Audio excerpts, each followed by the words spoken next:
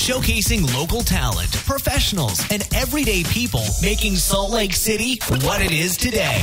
It's time for another episode of the I Am Salt Lake podcast. I want to welcome you to episode 198 of the I Am Salt Lake podcast. I'm your host. My name is Chris Hollifield. Thank you so much for checking the show out, downloading, streaming, however you got here. If you're a subscriber of the podcast, if you've been listening to the show week after week, thank you so much for your continual support. This episode, I sit down and chat with local Salt Lake City comedian Marcus Hardy. We have a great conversation. We talk about his podcast that he's part of, Dirtpod podcast. We talk about his ghost hopping web series. We talk voice impressions. This guy opens up in this episode, and I had a great time chatting with him. I've been really excited to play this interview, so hopefully you stay tuned for it. I'm going to be getting into that here in just a minute. Before I do that, I do want to tell you about our sponsor, Club 50 West Club and Cafe. They are located right in downtown Salt Lake City, right at 50 West Broadway. You can find them online at 50westslc.com. It's where you can find out about all the events they have going on, all the live shows, the comedy, the music. If you want to actually even rent them out for your own personal event, you could do that right on the website. Again, that's 50westslc.com.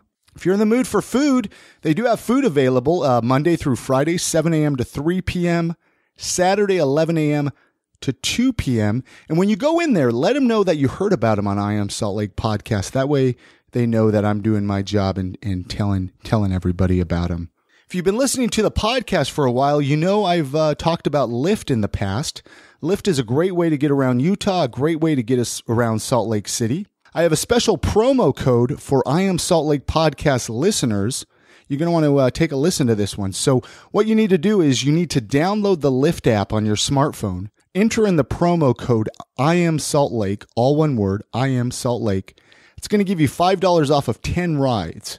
Unfortunately, this is for first-time riders, so make sure to enter the promo code before you request your first ride. If you need to get around downtown, if you want to go out and do some bar hopping, if you want to get to a jazz game, even if you want to take it up to Park City and do some skiing this winter, take a Lyft. It's a great alternative from taxis. It's a great alternative than using your own car. It's a really good way to get around Utah. Again, that's Lyft, Lyft. Enter in the promo code I Am Salt Lake. So this episode, Marcus Hardy, local stand-up comedian. I was really excited to get him on this episode. We had a great conversation. We recorded this at the American Musicians Radio Studio right here in Salt Lake City. So many thanks to them. Many thanks to John Farmer for their continual support. Why don't you join me as I chat with Marcus and find out his story.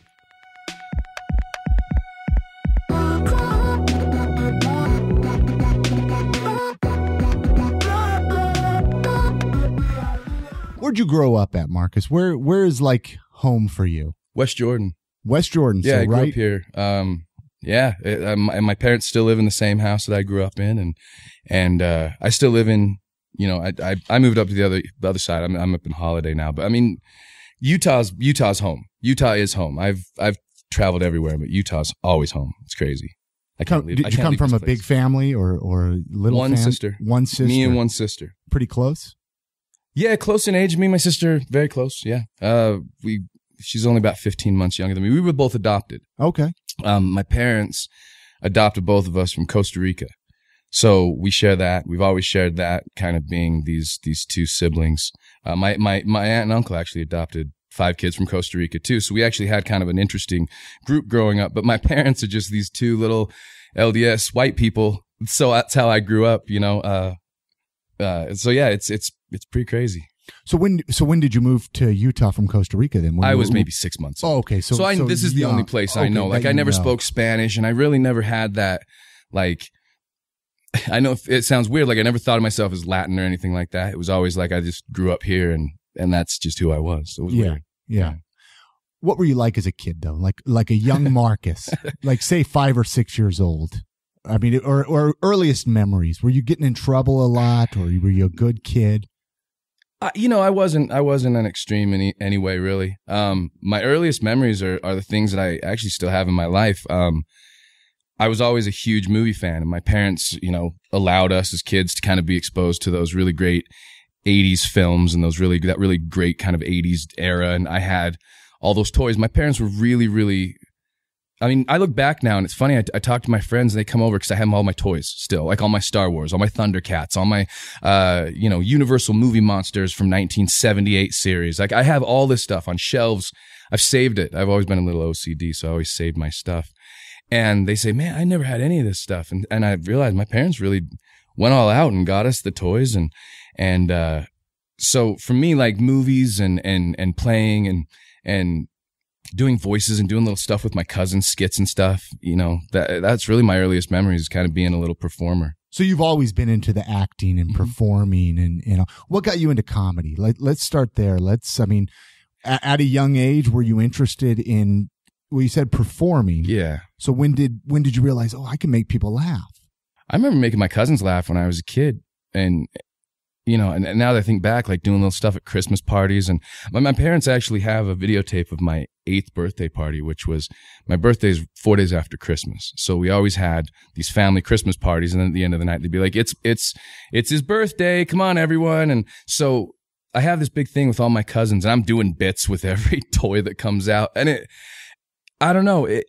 I really never, you kind of look back of it now, like in retrospect and go, oh yeah, there it was. Like in 3rd grade when I was 10 for the talent show, I put on like Groucho Marx glasses and a chef's hat and an apron and I lip synced Weird Al Yankovic's Lasagna, which was his parody of La Bamba, in front of the entire, I just remembered that happened. Like, sure. It's crazy. I was out there, la, la, la, la, lasagna, and just doing this whole thing. And, I always did any that. of it get videoed, with an old, there might be some pictures of it, but I don't know. That's the thing. Our generation, we didn't have that where everything was on tape. A lot of it was just memories. And the few things we do have are really special because they were, here's a story. About a month and a half ago, my wife was cleaning upstairs and she found an old pack of negatives that I had in our bedroom. And I looked at them and they were from 15 years ago. In 2000, I went to a professional wrestling school that was run by Shawn Michaels, a guy from the You went to a we're going to get into that. We're going to get into that. They were pictures from the graduation, like the day I left these didn't exist. I don't think anybody else took pictures. I hadn't had any copies of them. I hadn't seen them for over a decade, and I had to go around town. Nobody developed film. I had to go to a very special place just to get film. Like it was crazy.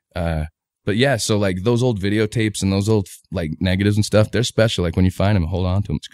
It's crazy. Well, no, and talking about that, I think back of the years that I've found them and been like, oh, I don't need this, and then throw it away. And it's like, gosh, now that, especially after your story, I wish I would have saved them. Yeah, right. Right, though? Yeah, absolutely. Professional wrestling school. Yeah. When does that come into your life? How old were you when there? I mean, I didn't even know that about you. What is it? 23, 24?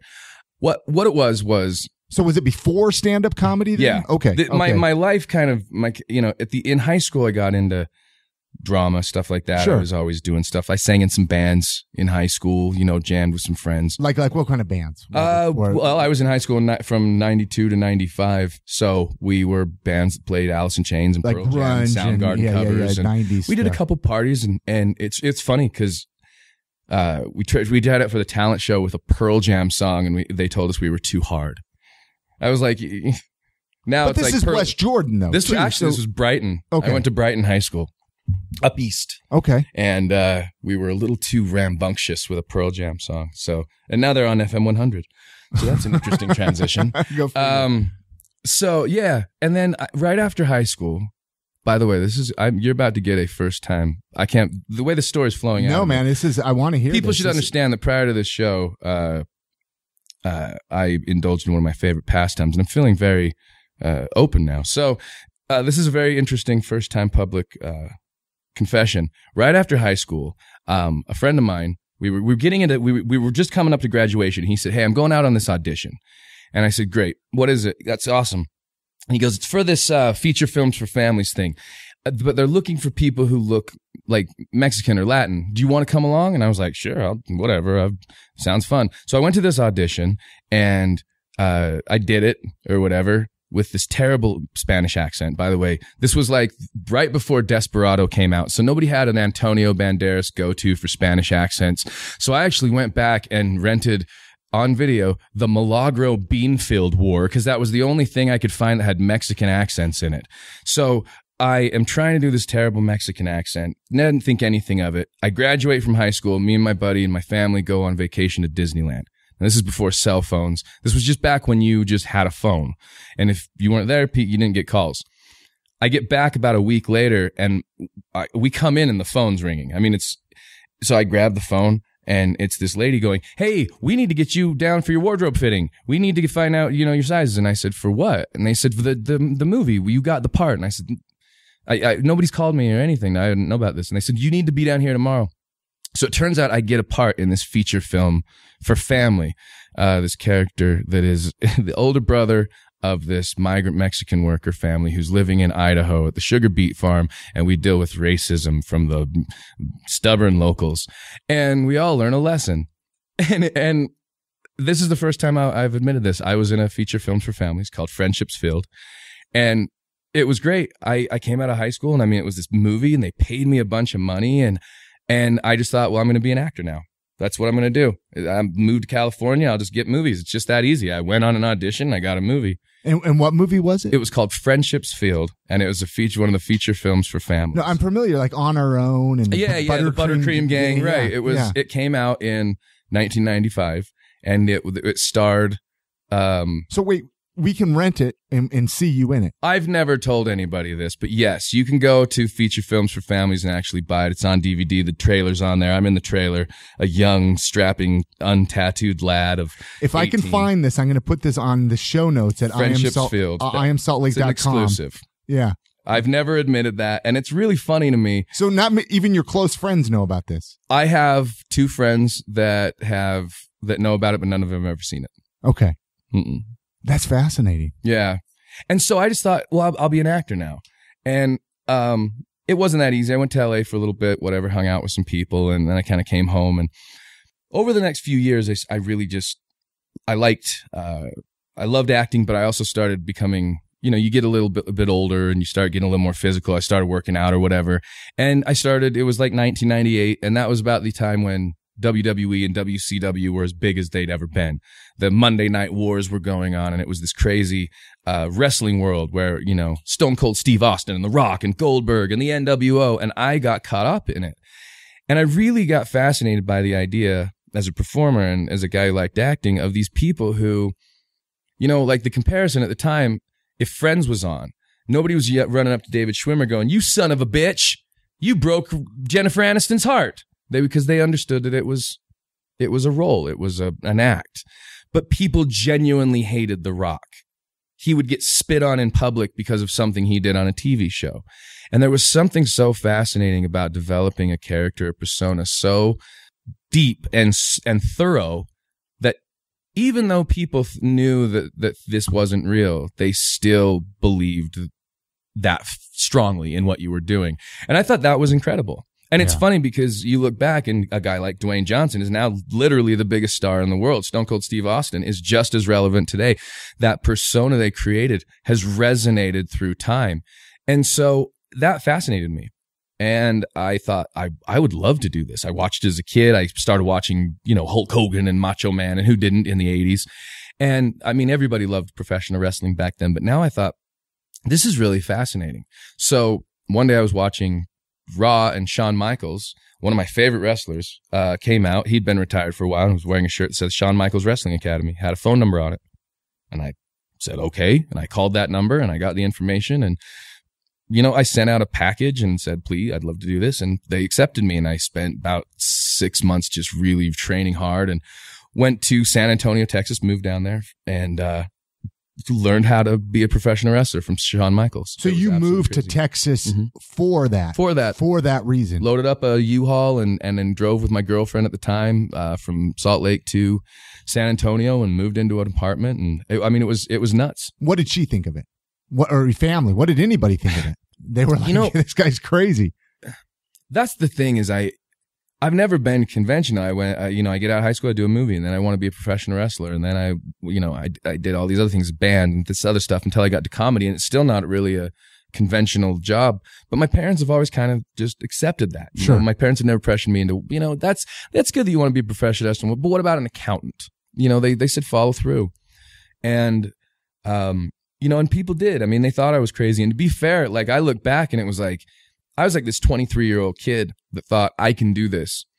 But you look at the business back then and they were like men. They were there wasn't young dudes on wrestling like there is now. It was men with chest hair and, forearms like oak trees. And, were you a pretty scrawny? I mean, at that time? I grew up really scrawny. When I graduated high school, I was a real skinny kid. But by the time I went to school, I was over 200 pounds. I really, I was doing my cardio. I was doing whatever it take to do it.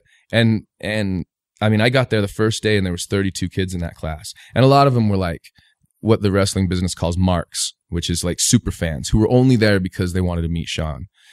And he walked in and he looked at him and said, I'm not here for photo opportunities and, for you to get your fanboy kicks. I'm here to kick your ass.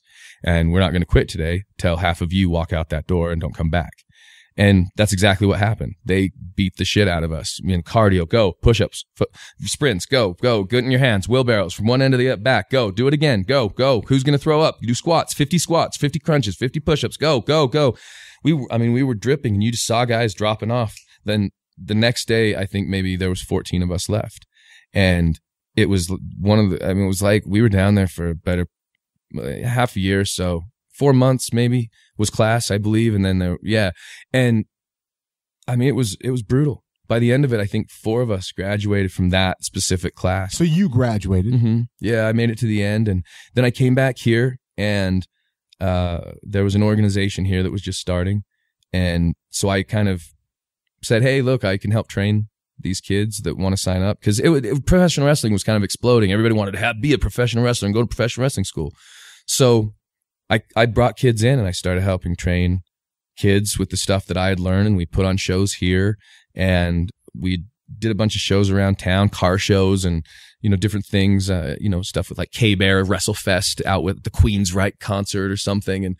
And those kids, some of those kids actually still run the professional wrestling organizations, the local UCW organizations and stuff. And some of the people that we'd partnered with are still in the business. And so it's interesting to look back, and those roots started back in, I got back in 2000. So yeah, I mean, it was so close to 15 years ago. Yeah, 15 years ago, over 15 years ago at this point. And I did it here. I wrestled here for about 3 years until it started it was painful. I mean, people think that stuff's fake, but after a while, it really beats you. Like, where were you wrestling at? 3 years? We did shows at high schools. We did shows at car shows. We did shows at, Cinco de Mayo and stuff like that. We just set up the wrestling ring and we'd do whatever we could.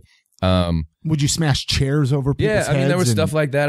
I had a match one time where I got really messed up. We were doing a ladder match, and in the course of the match, I broke 3 ribs and cracked my sternum.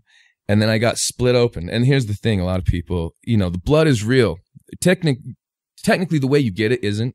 Sometimes you'll get hit with a chair and it'll just bust you open. That's what happens. But what we would do back then is you tape razor blades in your wrist wraps. What? So the guy would hit you in the head with the chair, and I had long hair back then, and you'd fall down and your hair would be in your face, and you'd go, oh, like you're rubbing your head, and you grab the razor blade and slash your head open. And I did that, and he'd hit me so hard that my forehead had went numb. So I pulled the razor across, and I thought, I don't think it went in. So I pulled it back, and I ended up giving myself about a 4-inch giant gash. And I was pouring like a faucet, it was constant drip. So I have broken ribs. I got a cracked sternum. My forehead's busted open. I'm trying not to pass out. And I remember we got to the end of this match, and we were doing this spot where I had the ladder down, and I had him on the ladder, and I was going to do this jump where I jumped and I flipped off and I landed on, he was going to move, and I was going to land on the far edge of the ladder like you roll off it kind of a thing. Sure. So I go up and I'm kind of wobbly or whatever, and the ref thinks that I've misjudged my jump. So I jump off, and I knew what I was doing. And in the middle of the thing, I remember we had this on tape. I might even have it somewhere. I don't know. It might be my parents' house. I jump off and go to do my flip, and he actually scoots the ladder out about 6 inches while I'm in the air. And I came down and caught that ladder in the center of my back, and it just snapped. Like I thought I lost my legs. I really, my legs went numb. I couldn't feel anything. Like I was terrified. And then, you know, obviously everything came back, but I mean, I couldn't walk upright for about 2.5 weeks.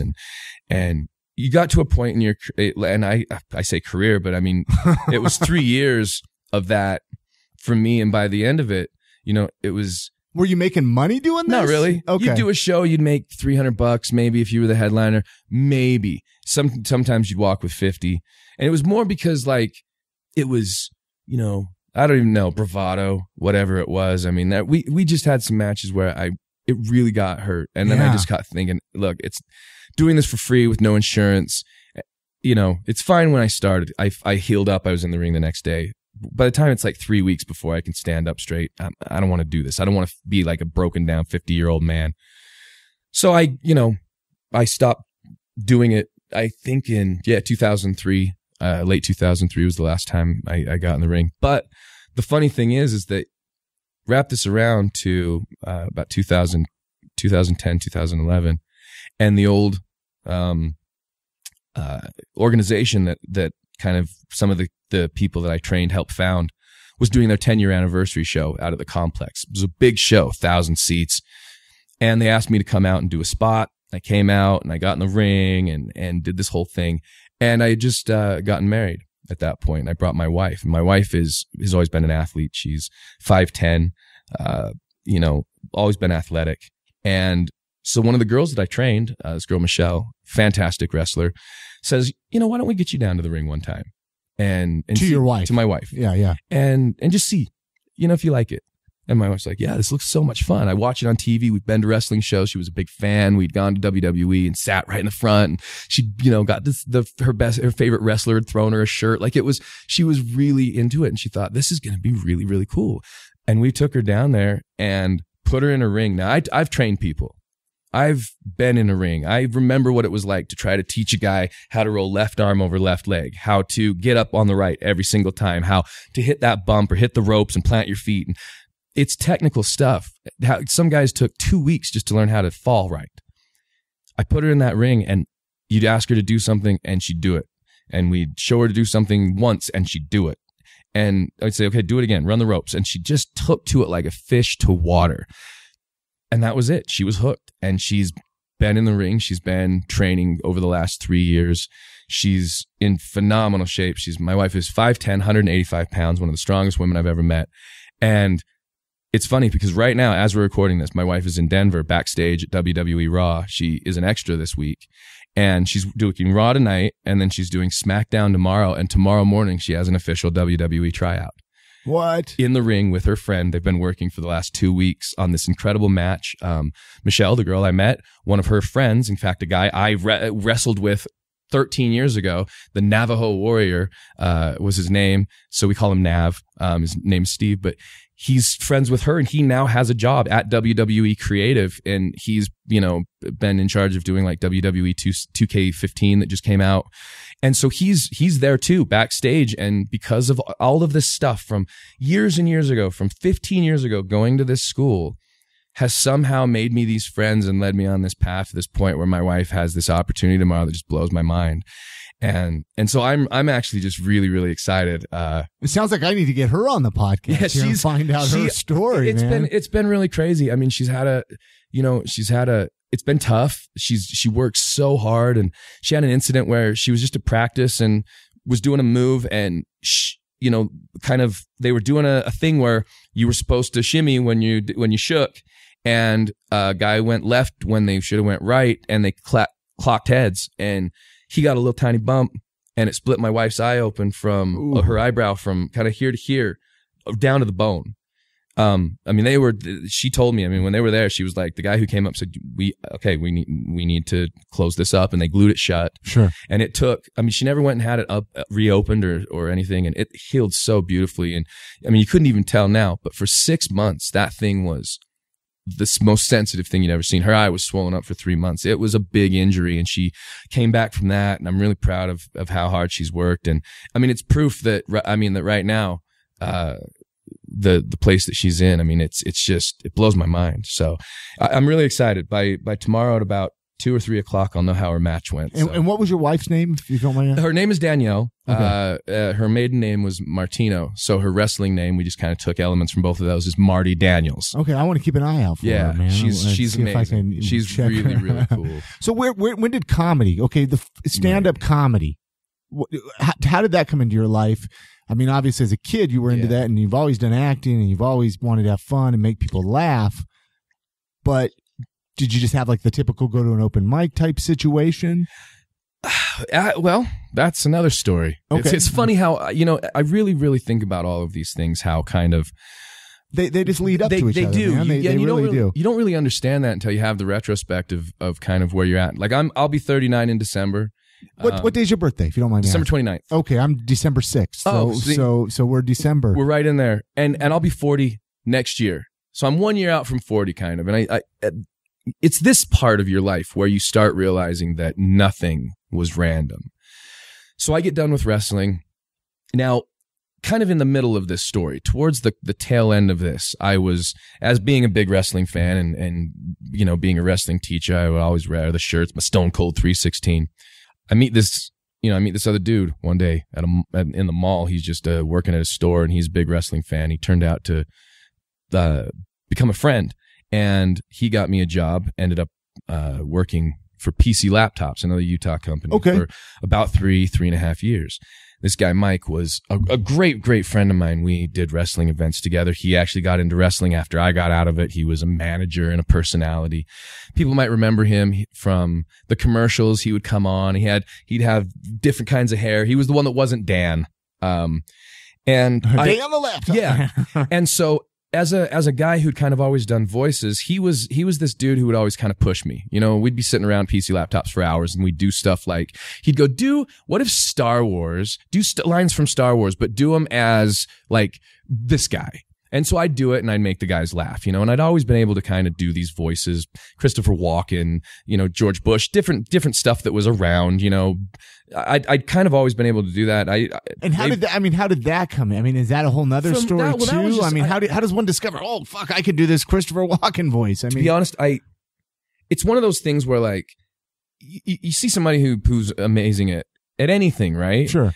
A guitar player. Because we're asked around my music, and they can just pick it up, and you go, when did you know you could play it? Oh, I don't know.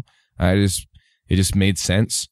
And that was kind of how this worked. If I was playing as a kid and I was going to do a line from Kermit the Frog, I wouldn't just go, hi-ho. I'd go, hi-ho, Kermit the Frog. And I'd try to do, yay! And you try to do the voice. Or if you're doing Bullwinkle, I'd learn my lines. And I'd try to, Mom, this joke today. Or, I'd learned Reagan. I'd learned, I'd watch Saturday Night Live, and you'd do, it's not prudent this juncture, the Dana Carvey. And then, it isn't special. And you do the stuff that you saw in Wayne's World. And you do all of these different voices that you heard. And that's just how I do. I would just mimic it. I just picked it up. And then over time, you kind of develop it, and you learn that if you can do kind of one voice, you can do 10 or 12 because they're all kind of similar. Or so you just start kind of doing it, and it just kind of happens.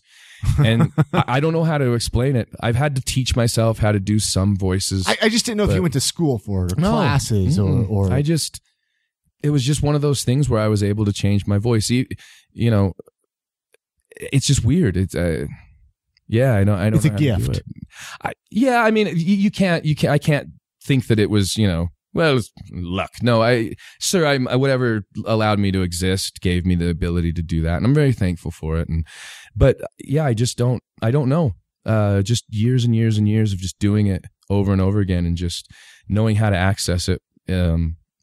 Understanding the throat and understanding, there's some voices like accents, for example, are very, very easy because it's just about control, so if you take like a British accent, right, like something that's basic London, your standard British, you don't want to go, BBC reporter, or you don't want to go too Cockney or something like that. But the basic idea is that you've got, this standard accent, right?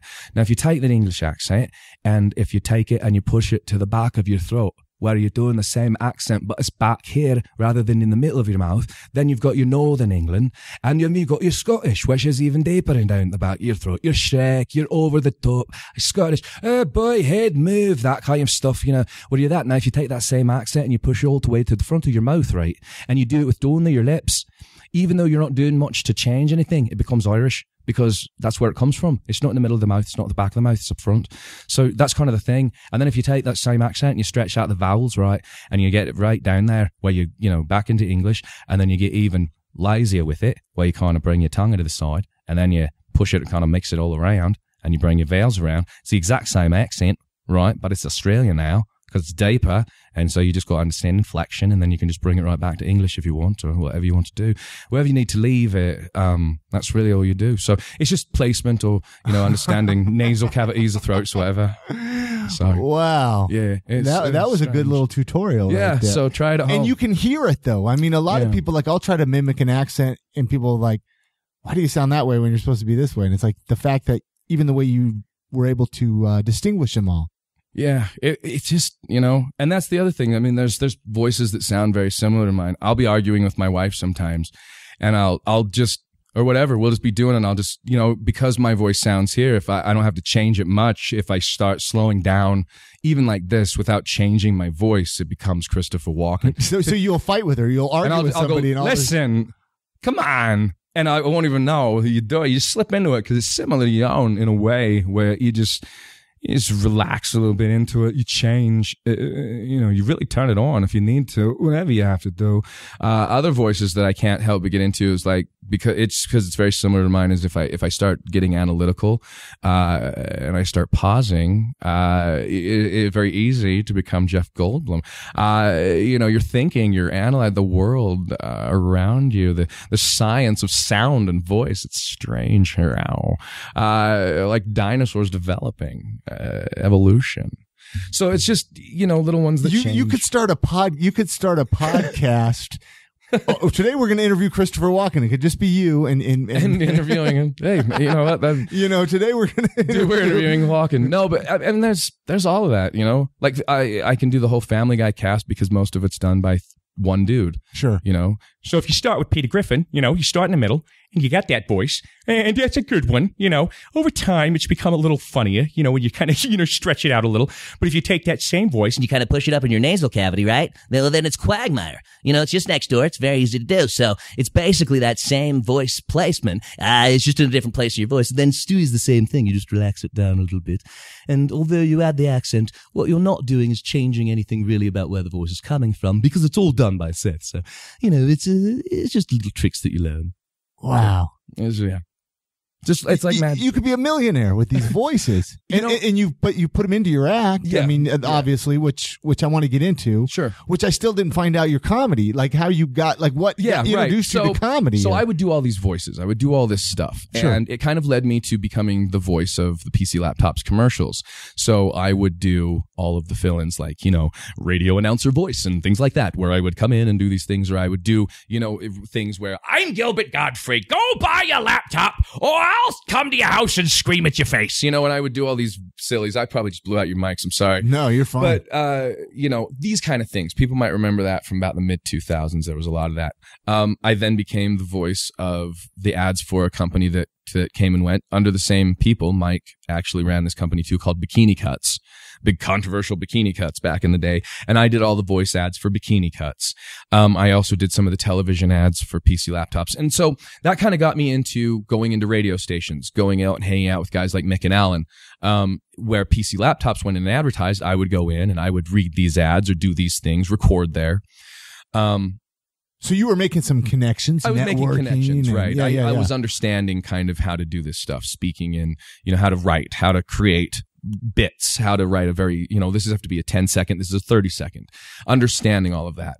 And, you know, so kind of, I did that for a while.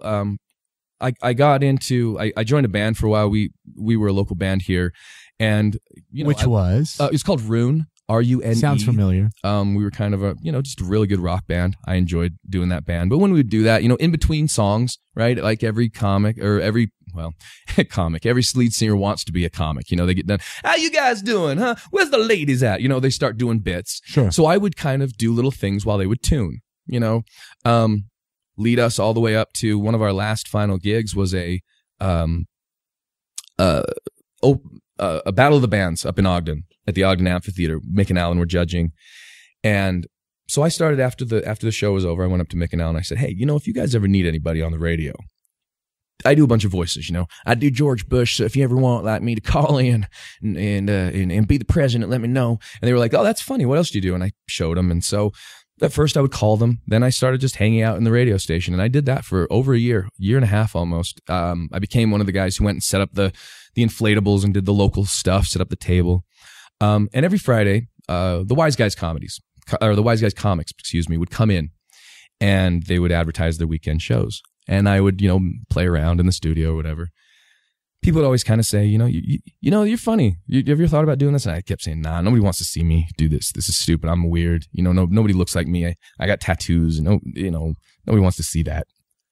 So I don't know, but towards the end of the time that I was there, about a year and a half into it, the last guy came in, this local comic named John Moyer, great guy. And he said, come on down to my show. Let me introduce you to Keith. Just show him what you do. This is funny. You know, I developed things on the radio, bits and stuff that I'd go-tos, things that I had learned back at PC Laptops. I was now doing this bit where I was doing black comedians doing Star Wars, which had started way back at PC Laptops, long before I'd gotten to any of this. And so I came in and they introduced me to Keith Stubbs, local comedy legend. Sure. Yeah. And I'm standing in his office and he just looks at me and goes, oh, you're the radio guy with the voices. Do what you do. And I was like, okay. And so I just did a bunch of stuff. And he said, that's funny. Do you want to come back Sunday and do 3 minutes? And I said, yes, please. And he said, cool. And I ran out of that club elated.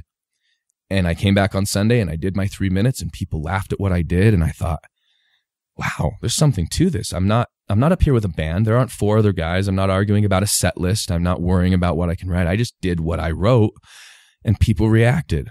And I got off stage and Keith and John, the other manager at the club at the time, said, that was fantastic, man. Do you want to come back next weekend and do 3 minutes again? And I said, yeah, can I? And they said, sure. And then we have open mic. And from that point on, I was in Wise Guys every single night that it was open. And no matter if I was on the show, if I wasn't, I was in the back. Yeah, I was ready. And they pushed me. Keith, who I look at as being responsible for everything that I have in my life, he would push me. He'd say, you can come back tomorrow, but I want to hear a different 5 minutes. That's fine. You can come back, but I don't want to hear the same jokes. Write something new. And some guys would take that as him going, well, screw you. My jokes are funny. I looked at it as him pushing me to be better. So I wrote. He gave me opportunities to do my own night. The first time I did Wise Guys, I went out, I handed out every flyer. You know, that's what we had when there was no Twitter and anything. This was 10 years ago. It was paper flyers. Come see my show. Please, please, please. He gave me an opportunity to do a Sunday and I sold it out. 317 people. I remember the number. And I said, and this wasn't even through Facebook. Nothing. You had nothing. This was me handing you a flyer and walking up to you and after every show I was on, meeting every single person. Wow. Making sure that, you know, because you'd have those opportunities. I remember that there was this time, one of the first shows I got on, big shows, was Harlan Williams. And I mean, this packed out corner to corner. There's not a seat in the house left. And there's maybe 15 comics in the back, all sitting there just chilling. And Keith turns on the music, which if anybody remembers back at Wise Guys at the time was Scat Man. It's a Scat Man. And he goes to walk over to do the backstage announcements, the ladies and gentlemen. And as he walks by, he goes, Marcus, go host the show. And so okay. So I took my jacket off, literally. He said, here you go, Marcus. And I ran up there and it just clicked. Like I knew what to do. I'd been in a band. I'd been in front of people. I'd understood how to do this. And I just understood how to control these kind of people, how to run this kind of thing. And I, like I said, just the same with voices. It just made so much sense to me. It spoke to me as to saying, look, this is something that you can do. And if you apply yourself, you can probably be very good at it.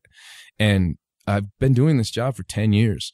You know, my last comic was 8 years ago. And somehow like, I'm still able to do this job. Like people are still saying we want to see you be funny. And I've done my best to try to develop myself as deep as I can as a comedian, to have as many different things that I can bring to the table. Also within the world of entertainment as well. I've developed a series. I've developed, production elements in my career now.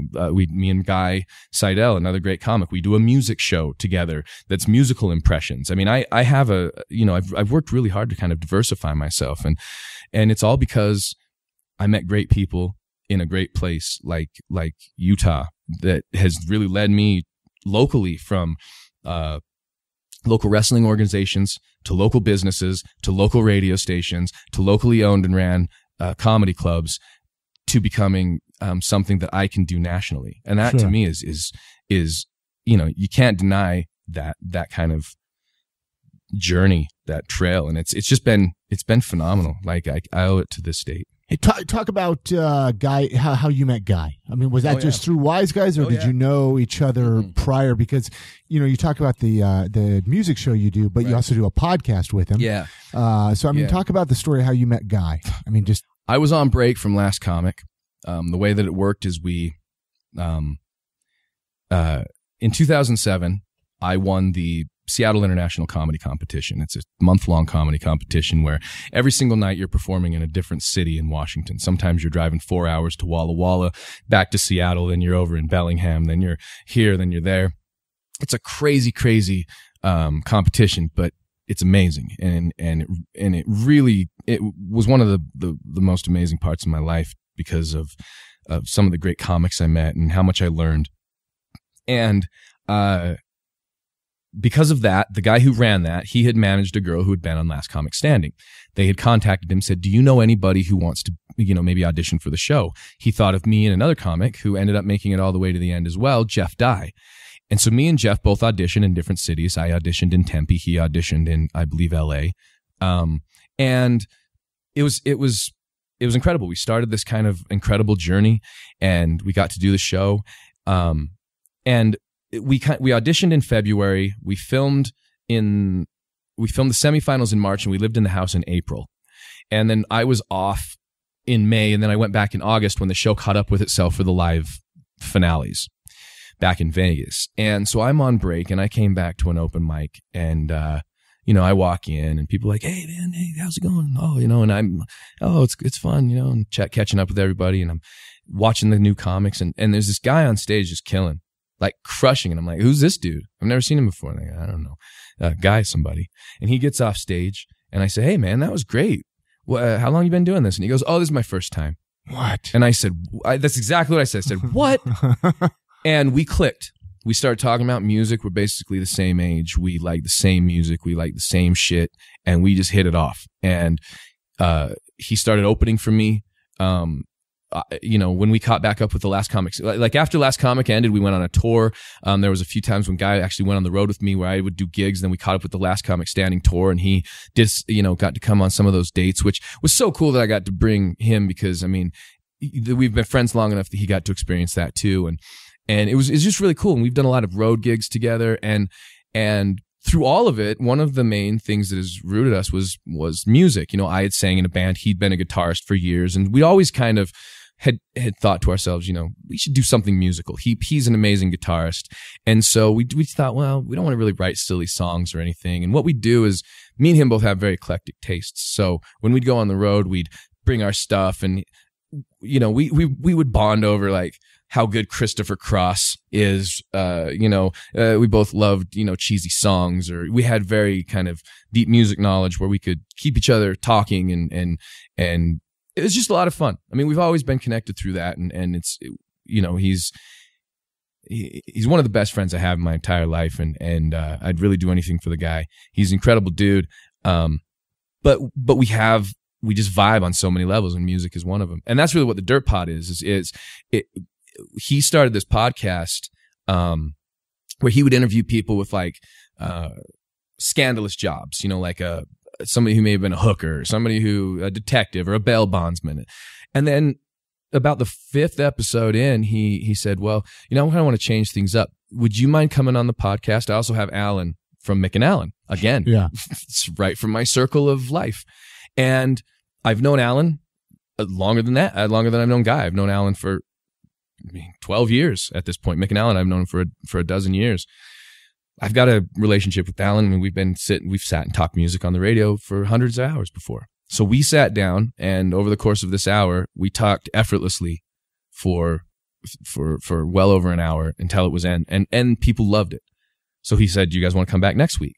And I said, "I'd love to." So we came back again because people loved it. And by about the third time, he said, "Why don't we just make this the podcast? Because this is obviously better than me going back to interviewing some dude who has a shitty job." And it's just so much fun. And we've really gotten into, because I mean, Alan has this amazing depth of knowledge and understands so many different genres, has been in radio so long and has met so many people, has so many amazing stories. So to be able to kind of sit with your buddies every other week or so to just bullshit about music. Well, your chemistry is amazing. Well, see, I didn't realize you guys had that much history. Yeah. I knew that you and Guy had a connection. Right. But I didn't know that about Alan. But right. I can see it now. Why you do so well? Because we've all been friends. I mean, combined for decades, and it's crazy. How we still come to this, and now we can sit in this room and create this. It's crazy to me that people listen to it. It really is, because it just seems like, it's just so much fun. I listen. To sit. Well, thank you. To just be able to sit and kind of, do this. We do it for ourselves. We've had stuff where we've done sound alike songs and try to do trivia and stump each other. And it really is just like three best friends sitting around, drinking beers and BSing, although there's no beers involved usually.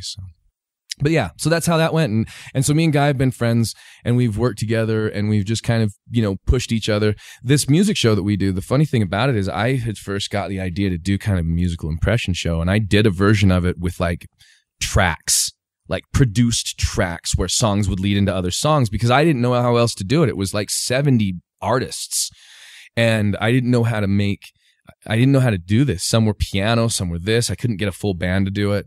And when I performed it, I wanted to do it for a group, and I performed it, and it was just really bad. I mean, I don't think the audience knew, but there was such a disconnect between me and the music. It just was like karaoke. It was just disconnection.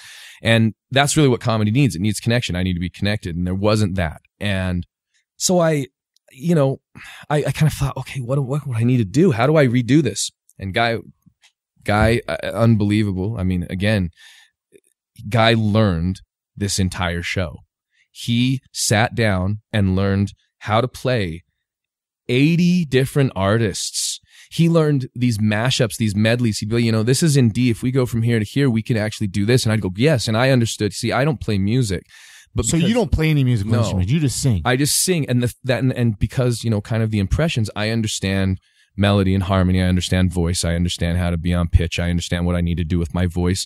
I understand how to sing like other people. And that's what this show is. I can change my voice to be, so we'll do a medley where it's Frank Sinatra into Tom Jones, into Garth Brooks, into Jay-Z, into Dave Matthews. We'll do, all of these different bands, all of these different types of music. And Guy has learned songs that were piano based. He's learned to blend them. He's learned to it's just absolutely incredible what he's done. And again, I would not be able to do this show or be able to highlight what I do without having met him, walked in and just said, who's this dude?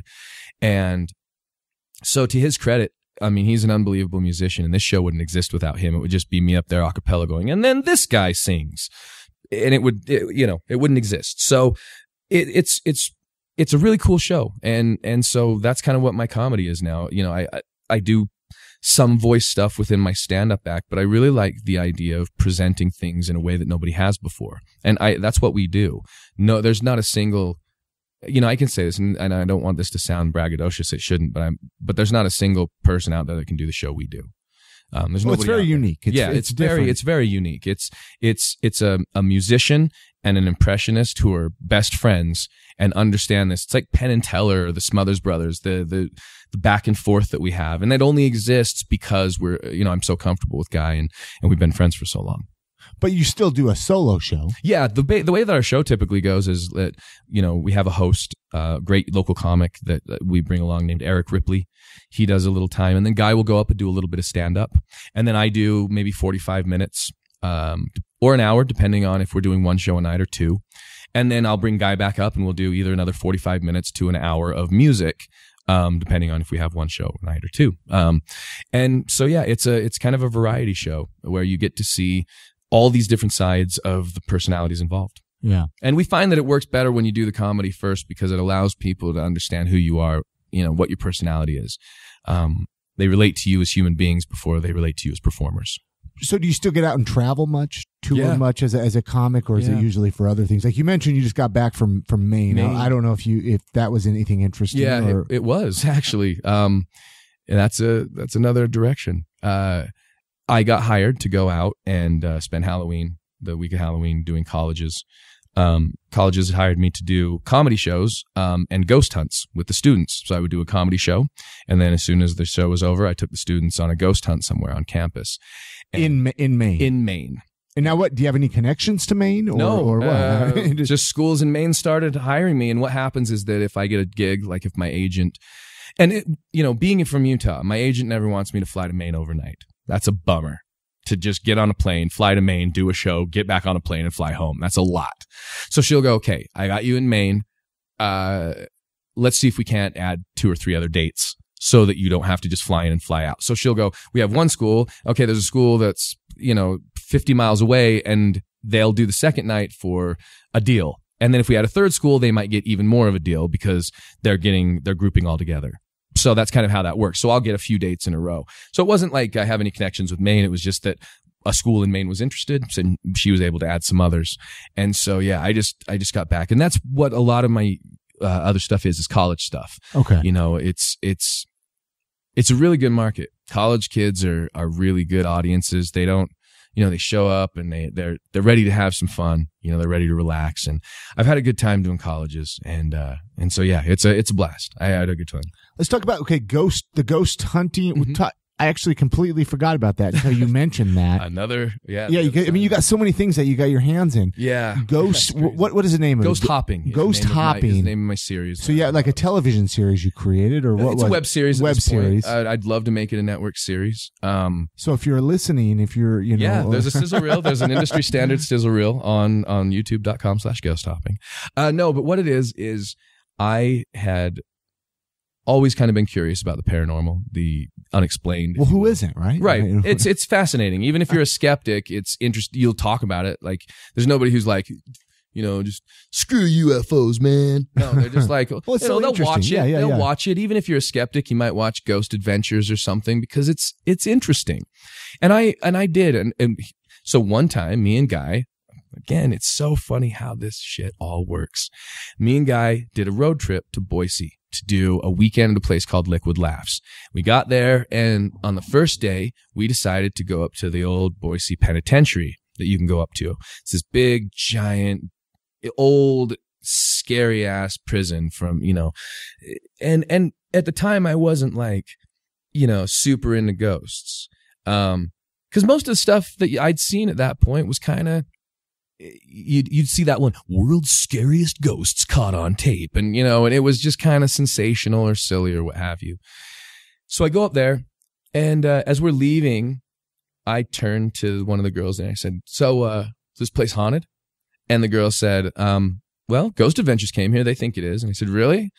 And she said, yeah, we actually have this DVD, and it was their first season, and I said, this is on there, so I can watch their episode that they filmed here. Oh, that'd be cool. I've been here. I'd like to see what they found here. And I went home and put this in, and me and my wife watched every episode 5 times. It was fascinating to me. So then I started downloading every episode I could, going back, finding all this stuff. And it got to a point where I was starting to catch up with their newer episodes. And I noticed that there was these devices that looked pretty simple, and they were walking around literally having full sentences come out of nowhere. And I thought, bull crap. That scene, yeah, come on. That's too easy. You can't just walk around and talk to ghosts. So I looked up the equipment, and it wasn't that expensive. So I decided to buy some of the stuff I saw on TV. And it came, and I called up Guy and another local comic named Andy Gold. And I said, let's go up to the cemetery, Salt Lake Cemetery. Go see if we can find Emo's grave. I've heard of that forever.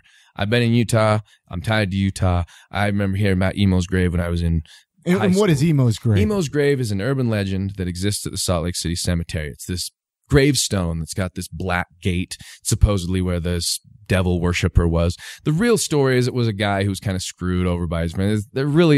It's not as nefarious as the urban legend makes it, but it's still kind of the headstone and finding Emo's grave is still something that people go up and do. And did you find it? We did. Strangely enough, we just walked through the cemetery and, and stumbled upon it. That's exactly what happened. We started hearing what sounded like things falling out of trees, like branches, literally like cracking and falling. We couldn't find the branches, but it was like coconuts or something. I can't even describe it. And we're walking, and all of a sudden Andy just goes, "Holy shit, guys, it's right here." And we walked right to it. And I turned on my little spirit box that I had bought from seeing it on TV, and I held up my phone and I just started asking questions. "Are you here?" And it would just, yes. It's like this thing that cycles through white noise. People who've seen the show. And how much money did you spend on this spirit box? $50, $60. And does it work? Yeah. It's a AM FM radio is all it is. And it's just geared to cycle through radio stations, either in reverse or reverse or forward. And it scans through the station at its fastest sweep rate, whether you're on AM or FM.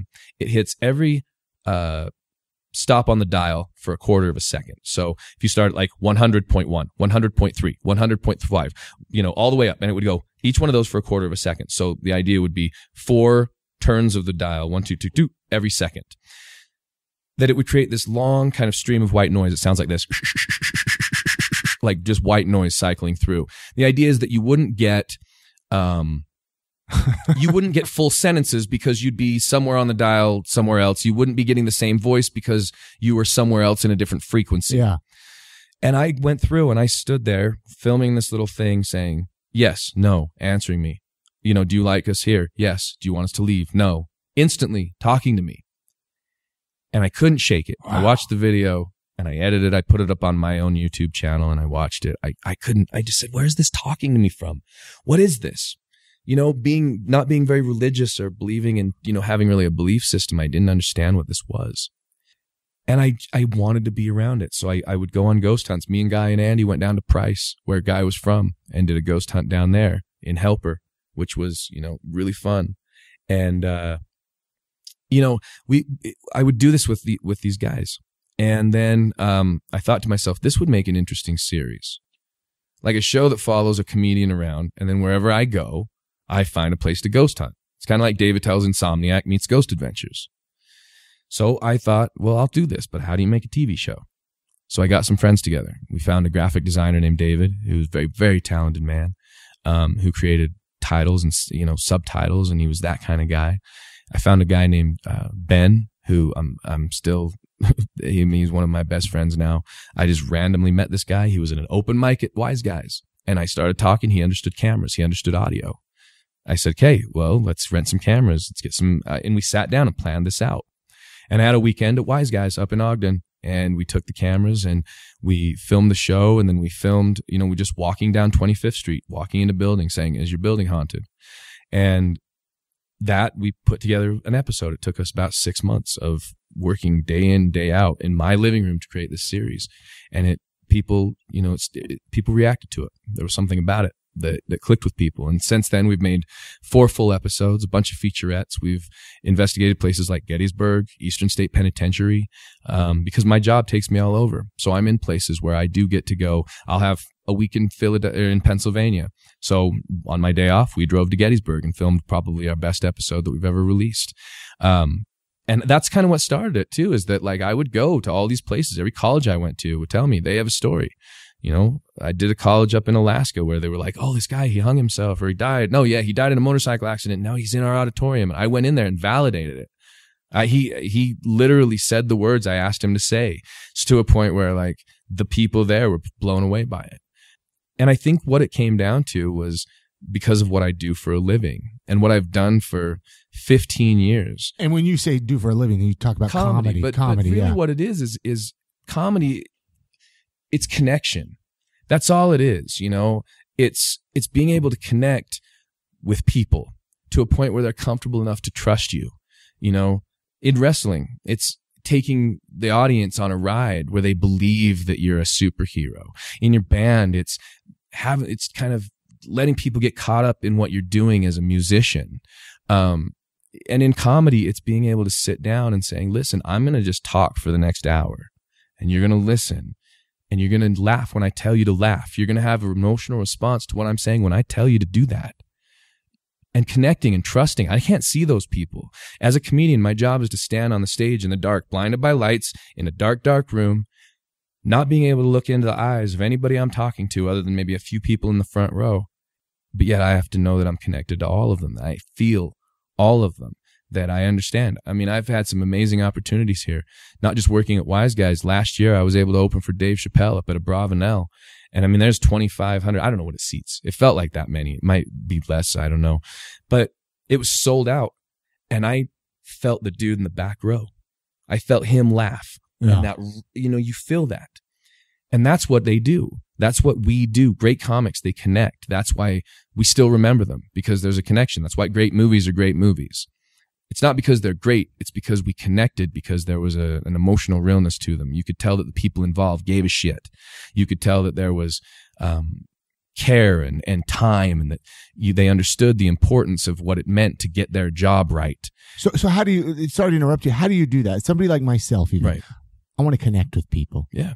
But I don't really, I'm not a comic, but what would you say? How do you connect with somebody? Is there something that just happens? Every single one of us, and this is how all of this ties in. Even if you don't believe in the paranormal, we believe in energy. All of us have that.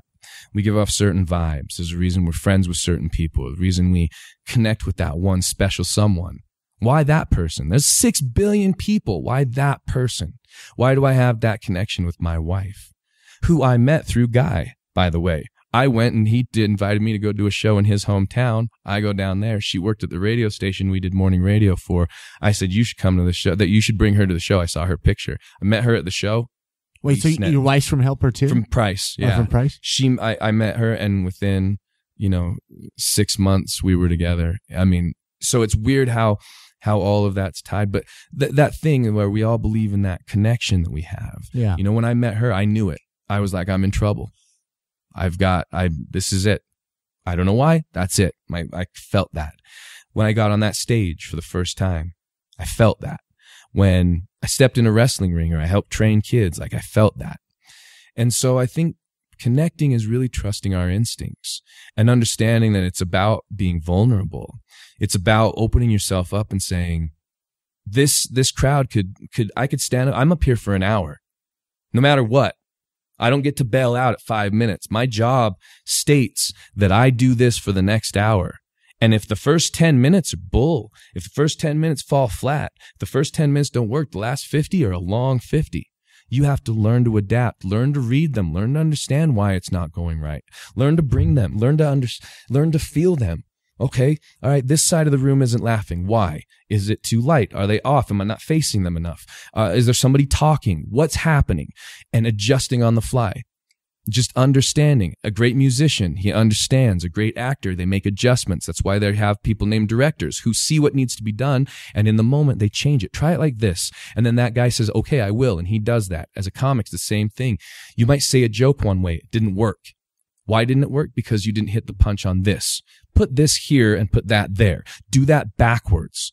Or, I'll get off in other comics that I've had, that they'll go, that thing you did, scratch the second part, just end here. It doesn't need the thing. You said it too slowly.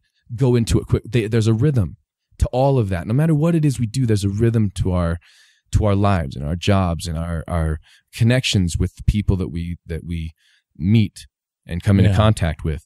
And so it's just opening yourself up and just kind of experiencing all of those things. And that, again, translates to the paranormal. When I'm down in some place and it's dark and there's nothing, I can't see a thing, I can't do anything. I just have to read that room and feel like if there's something there. And that's a skill by itself, really. Well, I think reading a room is, yeah. And all of that came from going to wrestling camp and understanding that, one of the first things that Sean ever told me 15 years ago, they said, when you come out, if people cheer you, that's awesome. If people boo you, that's great. the one thing you don't ever want to hear is silence. And I learned that. Get a reaction. Don't cheapen it, but understand why you're not. It's very important as a performer, as anybody really, to understand what you are, but to understand more importantly what you're not. And live in what you are. Be proud of that. Be happy and say, this is me. I could have been the weird dude that sat back and just just do voices. And I said, I do voices. That's what I do. And I was embarrassed of it for a long time. When I started comedy, people used to tell me it was a gimmick. They just pissed on it because it worked. Really, your voices? Well, because it's like anything. Wow. If you're a comic, right? And I got this when I was on Last Comic too. There's Marcus doing his voices again. That's not comedy. And I stopped doing voices in my act for a long time. I let it get to me, and I said, I won't do it. I'll prove to these guys. I'll do 3 years, and I'll release a DVD. I'll do 2 hours. I won't do a single voice. I can do all the time in the world. I can headline any club, not do a voice, and get a laugh. It was a thing to me of like I needed to prove myself. And after I recessed from that, I thought, but this is funny. That's really my job. My job's not my ego. My job's not, you can't have an ego and be good at anything because then you think you know it. And I had to understand that I didn't. And this is funny. And it's fine to be funny. It's fine to be silly. Well, that's why people are paying to see That's you. what they're paying to see. Yeah. And it doesn't mean, it doesn't mean anything. Comedy's not about being cool. So I wanted to challenge myself to present it in a way that wasn't standard. I didn't want to just come back and go, hey, what if this guy was a this thing? What if Jerry Seinfeld was a this thing? Or that's not what I wanted to do. I wanted to find a way to present them. So being able to have the experiences in music that I've had, being able to have the friends like Guy that I had, I was able to develop this new show, and all of the things just kind of came from me understanding that connection with me, with myself, my place in the universe, who I am, what I am. And it's a long journey, that you have to go through. But to be fair, it's a really cool thing to look back on because you understand where you are in life. You understand that your parents were right, that all the decisions you make mean something. So it's really cool. And I wouldn't have had any of the things that I've had if I hadn't been here, in this place. So, in Utah. Well, that leads me to, I got a few more questions here for you, but sure. What would you change about Salt Lake City? I got a few Salt Lake City related questions that I like to ask people that come on the podcast. Anything you would change? I mean, I know Utah's an interesting place to live. I'd legalize weed. Amen. I love it. I think that, and listen, people who know me, people who know my comedy, they know I smoke. And for me, it's not about having access. To be honest, I feel like I'd still have a dude that would come to my house, even if it was legal. You know what I mean? The sterility of those things is, I don't know. It's a bit to get used to. But I mean, the fact is that we know that it's not dangerous. I mean, selfies have killed more people this year than weed has ever.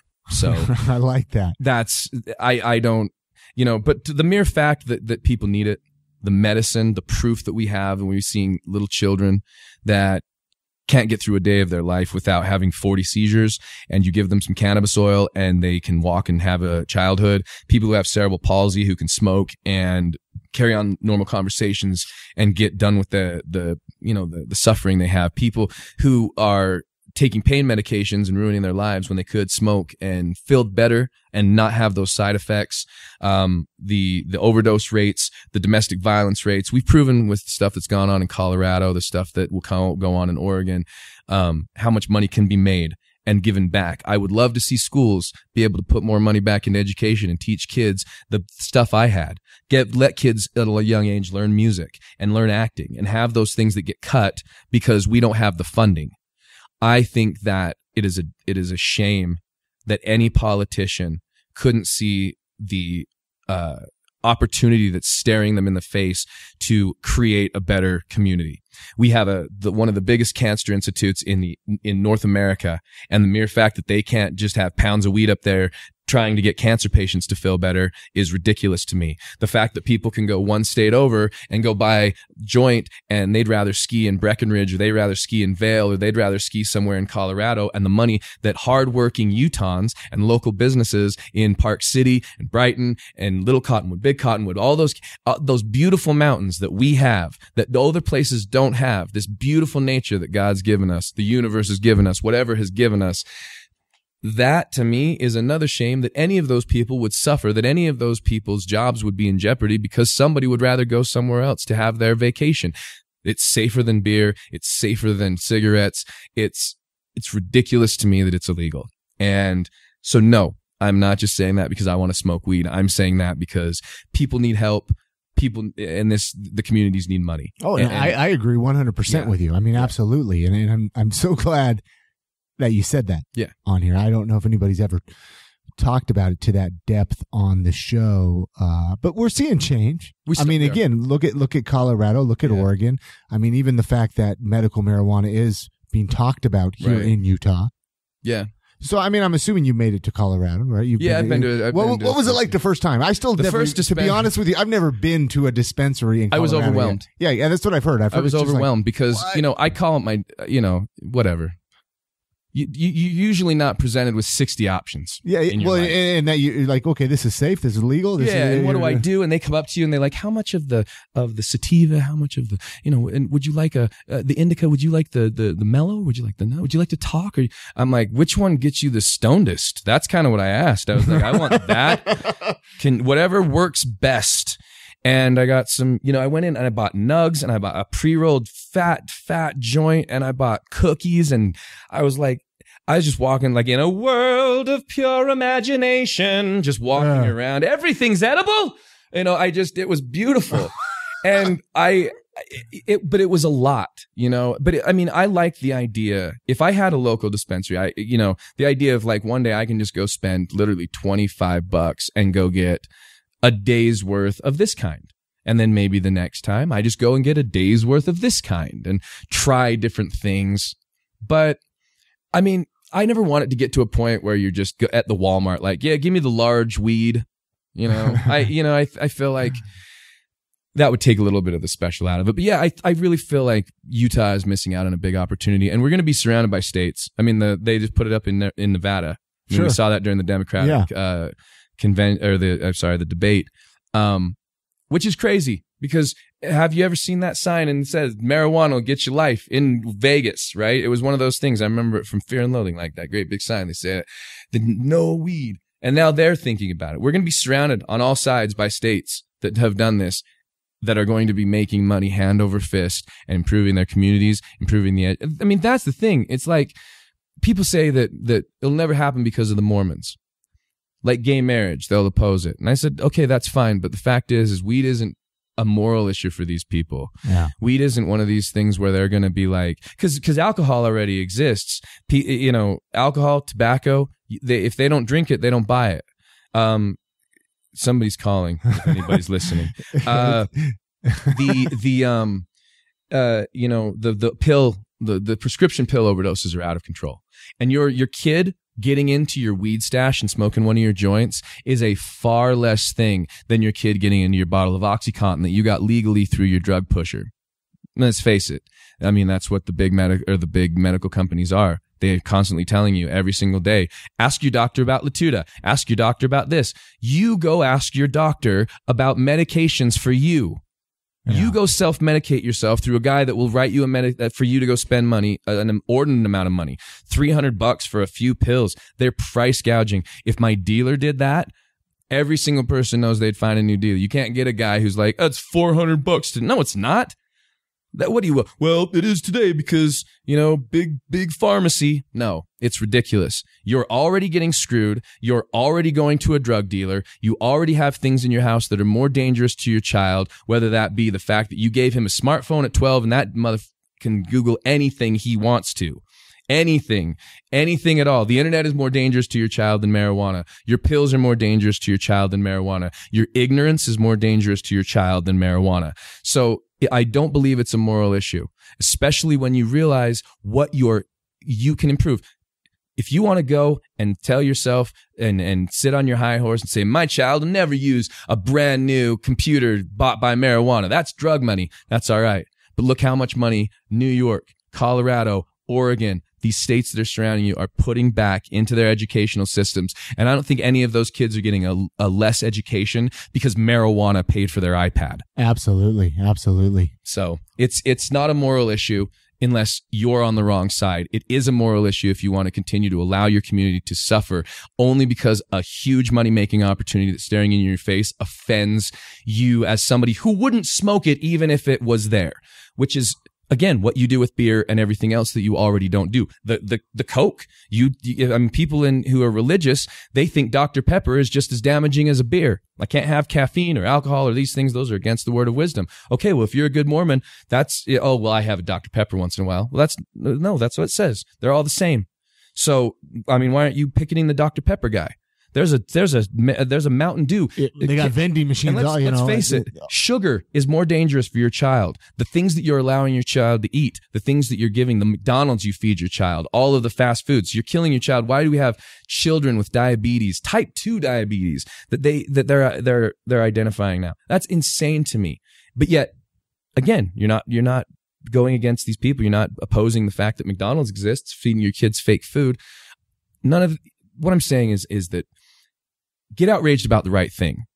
Don't get outraged because people want to have marijuana. Realize what marijuana legalization does. It makes money. It allows us to create jobs. It allows us to invest back into our communities. It allows us to start using not only the flower for medicine, relief, pleasure if you want, but it allows us to start using the plant for plastics, paper, concretes, things will last longer, things that work better, things that are stronger, and things that are renewable within a year.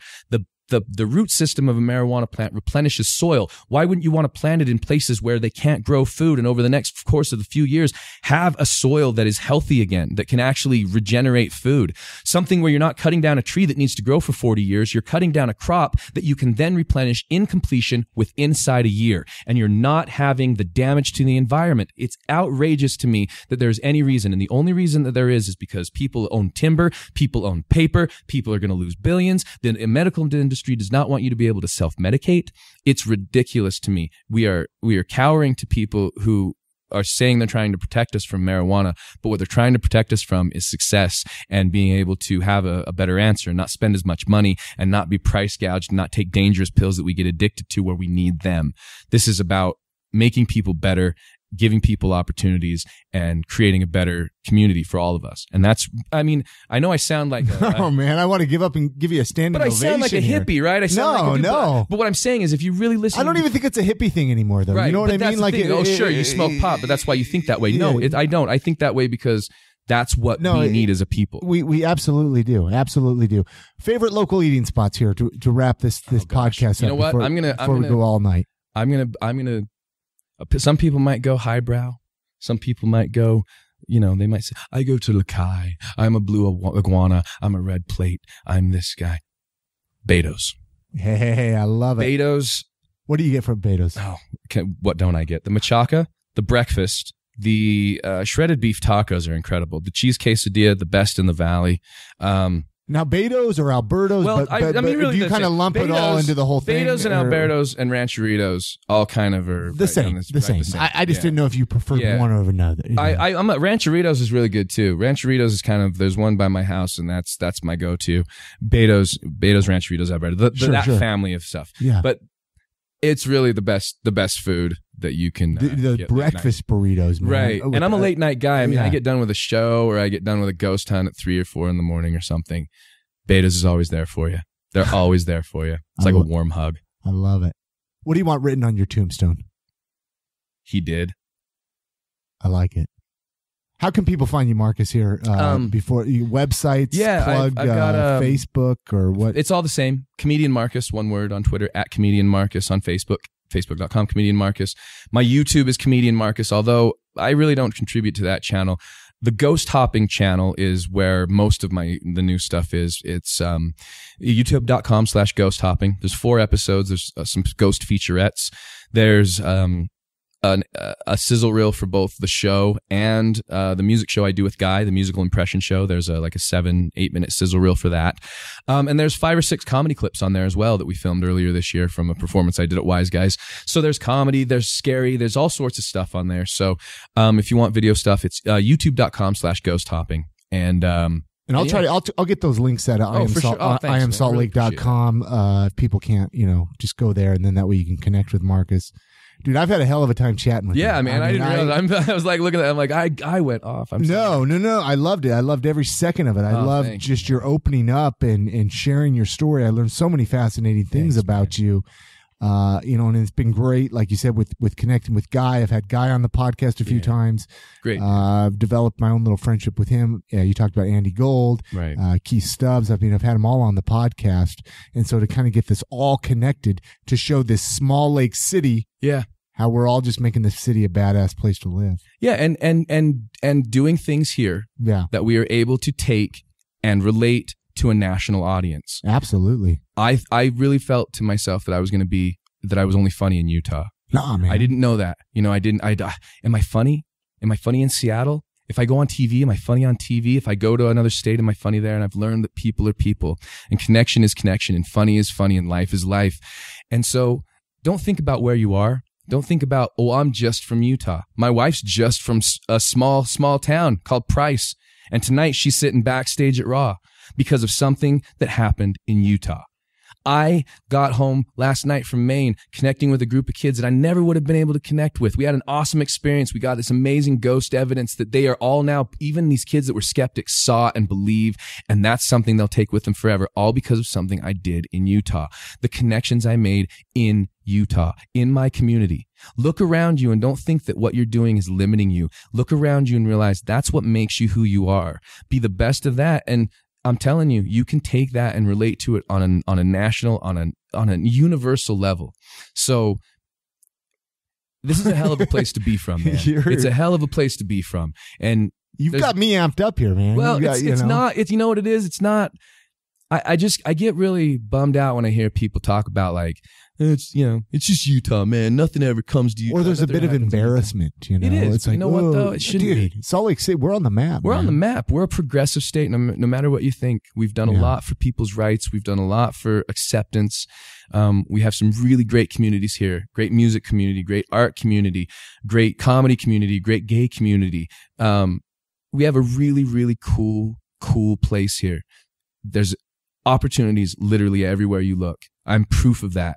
I'm just a dude from Utah. I'm nothing special, but I started here.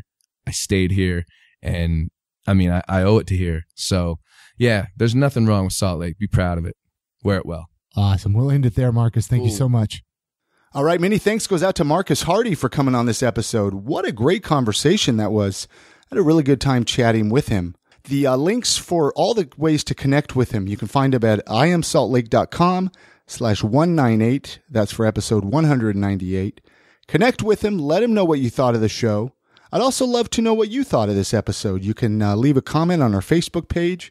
You could tweet at me at iamsaltlake, or you can also send me an email at iamsaltlake@gmail.com. The website for the podcast is iamsaltlake.com. It's where you can go and find out everything podcast related. You can dig through the back catalog. There's links to subscribe on iTunes right there. You can also donate to the podcast if you'd like to support the podcast, help keep it moving forward. All of that can be found at iamsaltlake.com. Hey, so if you've been following the podcast for the last couple of years, I've been doing this for a few years. You know that I'm a big supporter of Small Business Saturday.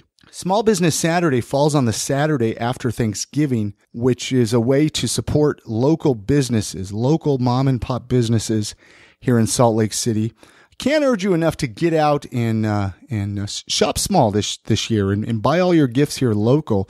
I want to tell you about our friends at Silent 6 Commercial Arts, though. They got a pretty cool thing going on here. So what they're doing is they're highlighting 7 favorite Utah businesses for the 7 days leading up to November 28th. Which is National Shop Small Day, or Small Business Saturday, like I mentioned.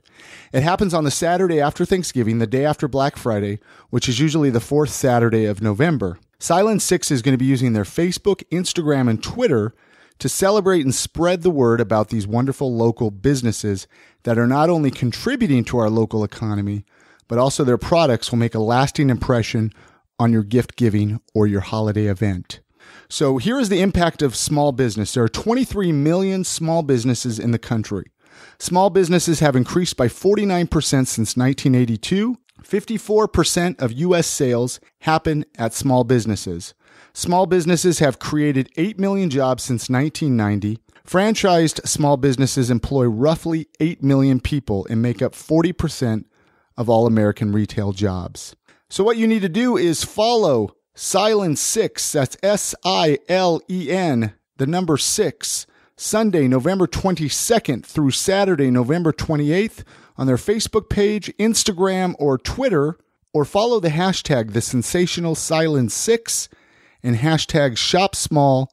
Connect with them. I mean, they're just one of many people, many businesses that are supporting local businesses here in Utah and Salt Lake City. So get out and shop small, and make sure you're following me on Twitter and Facebook. I'm going to try to promote some different local businesses myself. That way you can keep your money here in Salt Lake City. Hey, that's going to do it for this episode of I Am Salt Lake. Hopefully you enjoyed it. If you have any interest, I'm going to give my email address now. If you have any interest in coming on a future episode of the podcast, drop me an email at iamsaltlake@gmail.com. Tell me your story. Tell me what you're about. Tell me what you're doing to make Salt Lake City a better place, or if you have any events or anything, drop me an email. I'd love to possibly bring you on an episode of I Am Salt Lake. I'm here every week, so make sure to subscribe in iTunes or on Stitcher Radio. It is absolutely free to subscribe to the podcast. Subscribe. That way it gets right into your podcast feed. That way you don't miss a single episode. You could follow me on Twitter at I Am Salt Lake. I'm on Instagram at I Am Salt Lake. I mean, even on Snapchat on I Am Salt Lake. So connect with me. Again, the website, iamsaltlake.com. Head on over there. Find out more about the show. Support our sponsor, Club 50 West Broadway, right in downtown Salt Lake City. You guys have a great Thanksgiving. Thanksgiving's in a few days, so you guys have a great Thanksgiving. Remember, Small Business Saturday on Saturday, November 28th. And I'll catch you guys again next week.